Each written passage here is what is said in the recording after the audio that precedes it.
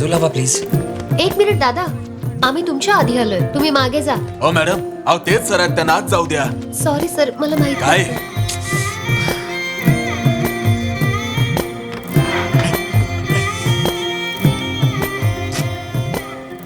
या या. Sorry sir, मी तुम्हाला ओळखलं नाही. काही हरकत नाही. हे PSC साईन करायचं आहे हो. ना? ठीक आहे. ओरिजिनल कोणतं आहे? हे इथे इथे सही करा. अगं, आणखी हे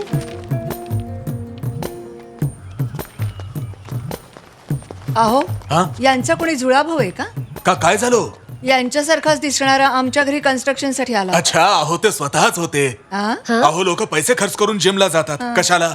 तब्येत बनवायला. पण आमचे सोमन सर मजुरांबरोबर कामाला जातात, अगदी जिमला गेल्यासारखंच जातात. पण ते त्या कामाचे पैसे घेत नाहीत असं मी ऐकलंय.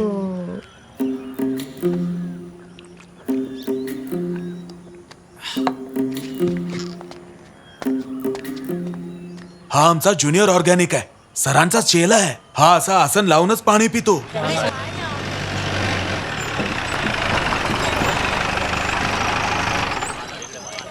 बरं झालं बाई, आज काम तरी झालं आज. आपल्याला उशीर झाला.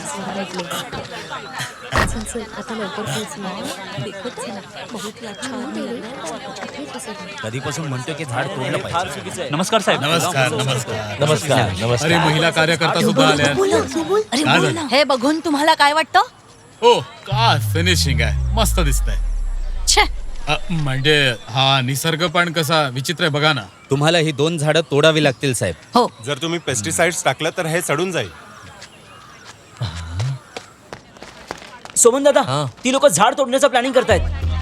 काय सांगतोयस?